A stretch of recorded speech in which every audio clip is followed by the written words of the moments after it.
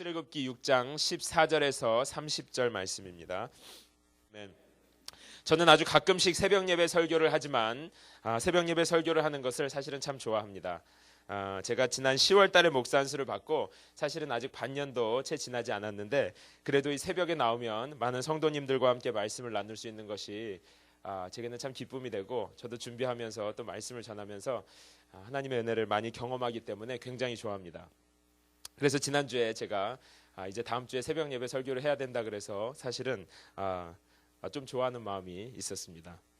그래서 신나는 마음으로 하나님의 이제 본문이 뭔가 하고 찾아서 폈는데 족보인 거예요.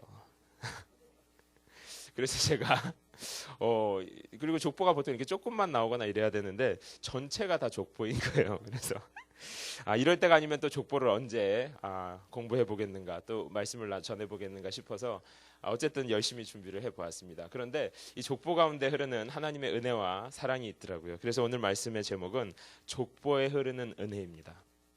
우리 이 족보를 통해서 족보 너머에 흐르는 하나님의 은혜와 하나님의 사랑이 오늘 이 자리 가운데 풍성히 흘러넘치기를 예수님의 이름으로 기도합니다. 제가 지금보다 조금 더 어릴 때 한 80년대쯤에 한국에서 두 가지 좀 이렇게 뉴스에서도 많이 나오고 좀 문제가 있는 곳으로 한국에서 저 어릴 때 자주 나오던 곳이 있어서 그 중에 한 곳이 난지도였습니다. 난지도는 다 잘 아시겠지만 쓰레기 매립지였었어요. 그래서 굉장히 지저분하고 막 난지도 그리고 또 다른 쓰레기 매립지를 선정하는 것으로 인해서 막 지역마다 데모도 하고 반대도 하고 또 난지도 주변에 사는 사람들이 고통도 받고 할 정도로 난지도는 아주 지저분한 곳의 대명사였었습니다.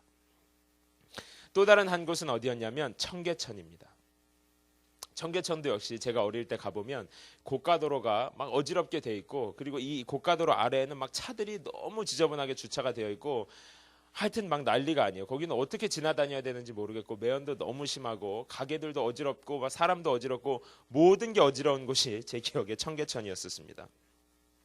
그런데 지금 난지도는 상암동 월드컵 경기장이라는 곳으로 뒤바뀌어서 거기에는 이제 아파트도 생기고 동네도 깨끗해지고 공원도 생기고 사람들이 가서 살고 싶은 곳, 아주 깨끗하고 좋은 곳이 되었습니다.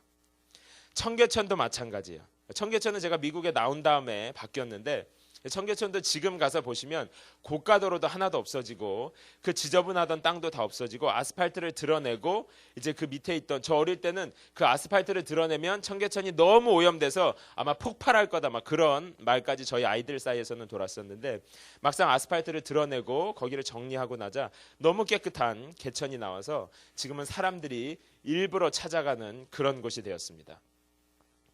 아무리 지저분하고 아무리 냄새나는 것도 누가 어떤 목적을 가지고 얼마나 열심히 일하는가에 따라서 이렇게 달라질 수가 있습니다.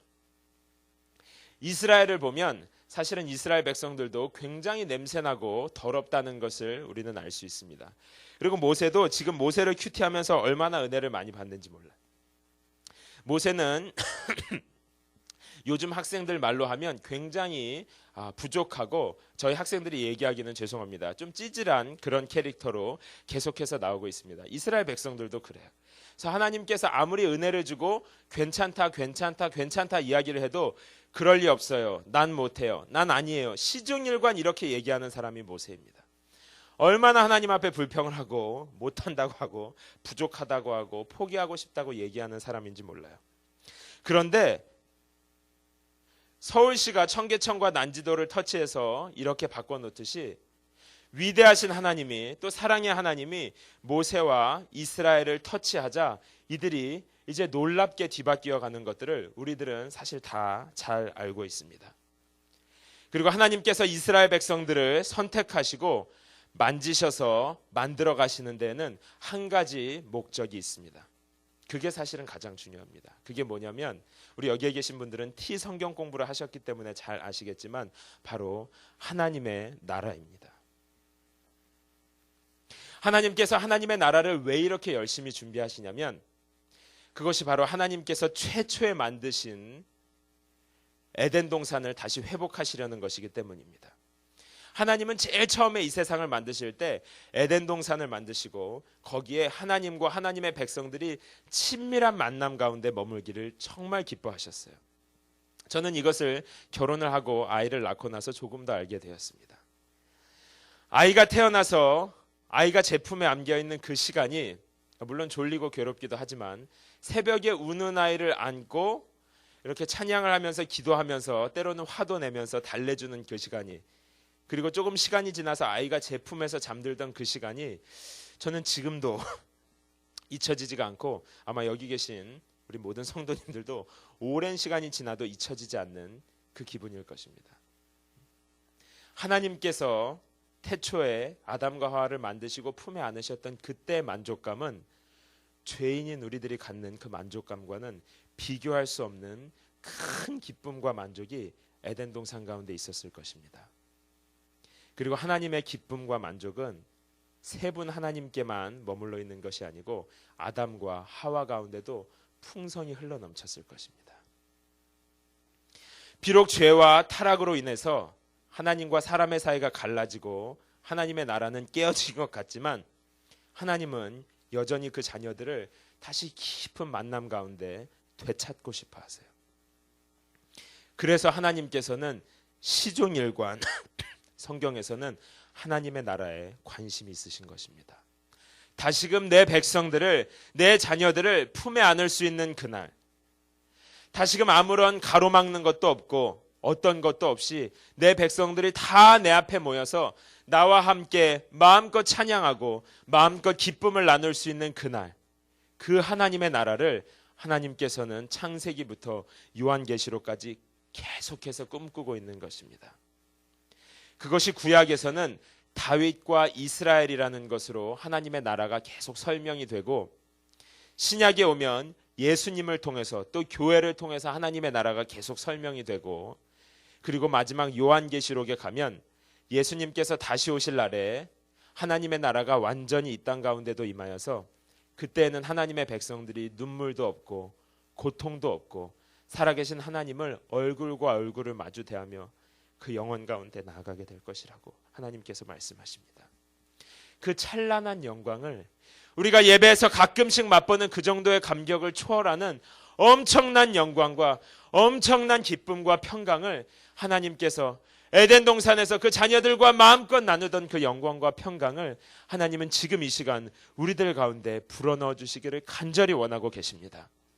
그 열심을 가지고 하나님께서는 하나님의 나라를 만들어가고 계시는 중이에요. 하나님께서 하나님의 나라를 만들어 가시는 그 과정이 오늘 이 족보 가운데 나타나 있습니다. 하나님의 나라에 필요한 첫 번째가 무엇입니까, 여러분? 나라에는 물론 백성들이 있어야 돼요. 그래서 제일 첫 번째로 하나님께서 하나님의 나라를 만들어 가시면서 제일 처음으로 준비하시는 것은 바로 하나님의 백성입니다. 백성. 처음에 하나님께서 하나님의 백성을 위하여 선택한 사람은 누구였습니까? 아브라함이었어요. 창세기 12장에 보면 하나님께서 아브라함을 선택하시고 내가 너를 통해서 큰 민족을 이루겠다. 아브라함을 통해서 하나님의 나라를 만들어갈 것이라고 약속을 하십니다. 그런데 여러분들이 너무 잘 아시다시피 아브라함과 그 아들 이삭, 야곱 이런 사람들은 다 누구였습니까? 직업이 뭐였었어요? 유목민이었습니다. 양을 치는 사람들이었어요. 유목민들은 오늘이나 옛날이나 어떻습니까? 돌아다녀야 되고 또 몰려 살지를 못해요. 왜냐하면 양이 넓은 곳에서 목초지에서 먹어야 되기 때문에 내가 가지고 있는 양이 이만큼의 땅을 필요로 하고 또 내 아들이, 내 사촌이 가지고 있는 땅도 저만큼의 땅을 필요로 합니다. 그래서 유목민들은 다 흩어져 살아야 하고, 그래서 유목민을 가지고는 큰 나라가 구성할 만한 민족을 만들 수가 없어요. 그래서 오늘날도 몽골이라든지 이스라엘이나 아프리카 쪽에 있는 양을 치는 민족들은 큰 민족을 이루질 못합니다. 여러분, 인구가 많은 나라는 오늘이나 옛날이나 어떤 직업을 가진 사람들이 인구가 많습니까? 바로 강 주변에서 농사를 짓는 사람들이 인구가 많이 늘어날 수가 있어요. 왜냐하면 한 곳에 정착해서 살면서 이렇게 모여 사니까. 그래서 하나님께서는 유목민이던 아브라함과 이스라엘 백성들을 어디로 인도해 가세요? 농사짓기에 아주 좋은 어디로 데려갑니까? 나일강이 있는 이집트로 데려가시는 거예요. 그래서 그전에는 뭐 몇십 명에 불과하던 사람들을 요셉이라는 아브라함의 증손자 정도 되는 요셉을 통해서 이집트로 이민을 보내고 이집트에서 사는 동안 아무도 모르는 새에 이스라엘 백성들이 이렇게 많아지게 합니다. 그래서 창세기에서는 하나님께서 이스라엘 백성을 선택하셨다면 창세기가 끝나고 출애굽기가 되면 이스라엘 백성들이 갑자기 막 불어나는 것을 볼 수가 있어요. 이 너머에는 무엇이 있습니까? 하나님께서 하나님의 나라를 만들어가는 하나님의 열심이 그 너머에 흐르고 있습니다. 그리고 이제 이집트에 있는 하나님의 백성들, 이스라엘 사람들이 어느 정도 수가 차서 하나님의 나라를 이룰 만큼 많아지자 하나님께서는 이제 그들을 야, 이제 됐다. 너희들이 나라를 이룰 만큼 수가 많아졌구나. 이제 내가 너희들에게 살 수 있는 땅과 이렇게 잘 질서를 이루고 살아가거라 하는 법을 주어서 내가 너희들에게 이스라엘 나라를 만들어야 되겠다 하고 애굽에 있는 이스라엘 백성들을 데리고 나오기로 결정을 하십니다. 그래서 하나님께서 두 사람을 선택하세요. 그게 바로 오늘 족보에 나오는 내용입니다. 이 족보에 보면 그 조상을 따라서 원래 이스라엘 하나님의 선택받은 이스라엘 백성들이 이제는 하나님께서 꺼내기 위하여서 두 사람을 선택하시는데 그게 바로 우리들 잘 알고 있는 모세와 아론입니다. 하나님께서 이제 모세와 아론을 통해서 하나님의 백성들을 꺼내시고 하나님의 땅에서 하나님의 법을 따라서 이제 하나님의 나라를 만들어가고 계시는 중인 거예요. 그런데 여기에 보면 재미있는 것이 처음에는 이 족보가 그냥 일반적으로 야곱의 자손들 이렇게 족보들이 나오다가 갑자기 16절에 가면 그 여러 아들들 뭐 르우벤의 이야기도 나오고 시므온의 이야기도 나오다가 레위로 가면 르우벤의 손자의 손자 이렇게 나오는 것이 아니고 르우벤은 바로 그 자녀들까지만 나오고 시므온도 그 자녀들까지만 나오는데 레위는 그 손자도 그 손자의 손자도 계속해서 나오면서 레위 자손에서 흘러서 모세와 아론까지 가는 것을 우리가 16절부터 계속해서 볼 수가 있습니다. 하나님께서 이제부터 레위 자손에게 주목하시는 것은 레위 자손은 예배를 담당하는 족속이었었어요. 이제부터는 하나님의 백성이 수가 충분히 되었으니까 이제부터는 내가 레위 족속을 통해서 뭘 하려고 하느냐면 바로 내 백성들이 내가 인도하는 땅에서 나를 예배하는 백성으로 살아가겠다 하는 하나님의 마음이 거기에 담겨 있습니다. 조금 더 바꿔서 이야기하면 이제 나의 관심은 이제 내 백성들, 애굽 땅에서 나를 모르고 살아가던 내 백성들, 내가 잃어버렸던 그리고 평안함과 기쁨도 없이 살아가던 나의 백성들이 이제는 나를 만나서 내가 함께 그들을 품에 안고 살아가길 원한다. 예배를 통해서 내가 내 백성들을 깊이 만나길 원한다. 이것이 하나님의 마음인 것입니다. 예배를 통해서 깊이 만나기를 원하는 하나님의 마음은 바로 하나님께서 이스라엘 백성들을 어떤 족속으로 불러내시는 것에 있습니까? 그래서 레위 족속을 통해서 하나님께서는 이스라엘 백성을 불러내시는 것이에요. 실제로 계속해서 6장 7절에서부터 6장 7절도 우리가 한번 보면 너희로 내 백성을 삼고 나는 너희 하나님이 되리니 하는 말이 있습니다. 내가 너희들을 구속해서 너희로 내 백성을 삼을 것이다. 계속해서 출애굽기에서 반복되는 말은 너희로 내 백성을 삼을 것이다. 바로에게 가서 이야기하여라. 너희가 이제 이집트 땅을 나오면 너희가 나를 예배하게 될 것이다. 너희가 나를 만나게 될 것이다. 너희는 나의 백성이 될 것이다. 이 이야기를 하나님께서 계속해서 하고 있습니다. 말씀을 정리하면 하나님께서는 창세기부터 요한계시록까지 처음부터 마지막까지 하나님의 관심은 하나님의 자녀들과 관계가 회복되고 하나님의 자녀들을 깊이 만나는 데 있습니다. 그래서 하나님께서는 그를 위하여 이스라엘 백성들을 데리고 나오실 때 바로 예배자로 데리고 나오시고 예배자로 데리고 나오기 위해서 예배를 담당하는 레위 족속의 아들들인 아론과 모세를 선택하신 것입니다.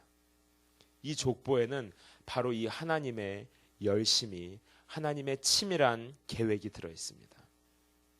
천객천과 난지도를 이렇게 깎아서 깨끗하게 복원해 갔던 것처럼 하나님께서는 더럽혀지고 이 세상에서 하는 것이라고는 포기와 실수밖에 없는 우리와 같은 연약한 백성들을 다시 그 품에 안으시기 위해서 예배를 준비해 두시고 예배를 담당하는 모세와 아론을 선택하신 것입니다. 이것이 바로 족보 가운데 흐르는 하나님의 은혜입니다. 이 시간 하나님 아버지께서는 우리들도 동일하게 품에 안으시길 원합니다. 그를 위해서 예배의 자리 가운데로 우리를 부르셨어요. 그리고 예배의 중심에는 무엇이 있습니까? 모세를 통해서 드려진 예배의 중심에는 하나님께 올려드리는 제물이 있었던 것처럼 그 제물을 통해서 우리가 하나님을 만나고 하나님과 화해 가운데 들어갔던 것처럼 오늘 이 예배의 중심에는 영원한 어린 양 되신 제물 예수 그리스도가 계십니다. 우리는 이 예수 그리스도를 통해서 우리를 보면 더럽지만 우리의 죄악이 예수님께 담당되고 깨끗이 씻겨진 것을 믿음으로 하나님의 보좌 앞에 담대히 나아갈 수 있게 되는 것입니다. 그래서 어떤 더러운 죄악이라 할지라도 하나님 아버지 앞에 우리가 마음껏 이야기할 수 있고 또 이야기할 때 죄사함 받을 수 있으며 이제 우리는 담대히 아버지 그리고 간구하고 때로는 요청할 수 있는 것입니다. 이를 위해서 예수 그리스도는 제물이 되셨어요. 제물이 되었다는 말은 하나님께서 예수 그리스도를 값으로 지불하셨다는 말입니다. 하나님께서 우리를 얻기 위해서 예수 그리스도를 대가로 지불하셨어요. 저는 한번 생각해 보았습니다. 저에게도 두 아이가 있는데 승민이와 승현이 두 아이, 아들은 특별히 승현이가 있는데 무엇을 얻기 위해서 내가 이 아들을 주고 무언가를 사올 수 있을까? 누군가가 제 아들을 억만금을 주고 도시를 하나 주고 맨해튼을 통째로 주고 미국을 통째로 준다고 한들 내가 차라리 없이 사는 것이 낫지 내 아들을 내어줄 수 있을까? 또 제 아들이지만 여러 성도님들은 누가 잘 키워주겠다고 하면 제 아들을 여러분들이 내어줄 수 있을까? 여러분에게도 제 아들은 얼마나 소중하고 중요하겠습니까? 그렇죠? 자기 아들이 아니어도 남의 아들도 누가 억만금을 준다고 해도 함부로 갖다 줄 수 있는 그런 존재가 아닙니다. 잘 해주어도 갖다 줄 수 있는 그런 존재가 아닙니다. 그런데 하물며 학대하고 괴롭히고 죽이는 유괴범보다도 더 악랄한 존재에게 그 아들을 내어준다는 것은 아무리 생각해도 계산에 맞지 않아요. 이것은 정말로 중요한 존재, 그 아들보다도 더 중요한 존재, 더 가슴에 안고 싶은 뜨거운 사랑이 아니면, 열정적인 사랑이 아니면 결코 할 수 없는 그런 종류의 값을 하나님께서는 지불하신 것입니다. 하나님께서 나를 얻기 위해서 내가 억만금짜리라고 해도 이 지구라고 해도 내가 참 너무 어마어마할 텐데 하나님께서 나 같은 사람을 얻기 위해서 예수를 지불하셨는가? 그 하나밖에 없는 아들을 사단에게 내어주셨는가? 학대받는 자들의 손에 내어주셨는가? 내가 그 정도로 중요한 존재인가? 네, 그렇습니다. 이 시간 우리들을 이 자리로 부르신 것은 그 정도의 심각성과 하나님은 결코 우리를 가지고 그냥 한번 만나보자 하는 것이 아니에요. 그 정도로 심각하세요. 내가 내 아들을 값으로 줄 만큼 내가 너희들을 진짜로 만나기 원해. 내가 너희들을 깊이 있게 만나기 원해. 여기에 하나님 사랑의 심각성과 하나님의 열정이 바로 이 예수 그리스도 안에 있습니다. 이 하나님의 나라에 흐르는 하나님의 열정, 이 족보 가운데 흐르는 예배를 통해서 우리를 만나기 원하시는 하나님의 열정은 우리의 상상을 초월하는 것입니다. 이 청계천보다도 더 냄새나는 나를 위해서 저도 참 저 자신을 바라볼 때 얼마나 연약하고 제가 이 자리에 서서 이런 말씀을 전할 자격이 정말로 없는 사람이에요. 저마다 더 얼마나 냄새나고 얼마나 부족한 사람인지 모릅니다. 이토록 연약하고 더러운 우리를 위한 예배를 준비해 두신 하나님의 열심, 이 은혜, 하나님은 오랜 시간 동안에 이 족보에 나와 있는 것 같이 오랜 시간 수많은 사람들을 통해서 이를 준비해 주셨고 이스라엘이라는 형편없는 재료를 통해서 이제 모세와 아론을 통해서 이 일을 이루어 가십니다. 때로는 이 족보 가운데 어떤 사람은 이 하나님의 약속이 성취되는 것을 보지 못하고 그냥 여기까지만 일을 하고 사라져간 사람도 있었어요. 실제로 모세도 약속의 땅에 들어가지 못하고 사라져갔습니다. 그러나 그 모두는 하나님의 나라와 하나님의 열심에 귀하게 복되고 쓰임받고 그 사람들을 통해서 하나님의 백성들은 하나님을 깊이 있게 만날 수 있었습니다. 오늘 사랑하는 성도 여러분, 하나님은 지금 이 시간에도 우리들을 그리고 온 세계에 있는 다가올 세대들도 깊이 만나기를 원하고 계십니다. 사랑하는 성도 여러분, 오늘 예배 시간, 기도 시간을 통해서 하나님과의 깊은 만남 가운데 들어가시기 바랍니다. 그리고 한 가지 더 부탁드릴 것은 우리를 통해서 나도 하나님과의 깊은 만남 가운데로 들어가지만 나를 통해서 또 다른 사람들도 또 다른 교회도 하나님과의 깊은 만남 가운데로 들어갈 수 있도록, 때로는 나는 시몬과 같은 역할밖에 못하지만 때로는 나는 레위와 같이 모세와 같이 이 정도까지 나가 나의 역할일 수 있지만 크신 하나님의 열심과 크신 하나님의 사랑을 기억하며 오늘 한날도 나에게 주어진 이 작은 역할, 가게에서 가정에서의 이 역할을 최선을 다해서 감당할 수 있도록 하나님 저에게 힘을 주시옵소서. 하나님의 열심을 허락하여 주시옵소서. 이 족보 가운데 흐르는 하나님의 은혜와 열심이 오늘 성도 여러분들의 삶과 가정과 사역 가운데 풍성히 흘러넘치기를 기도합니다. 우리 함께 기도하실 때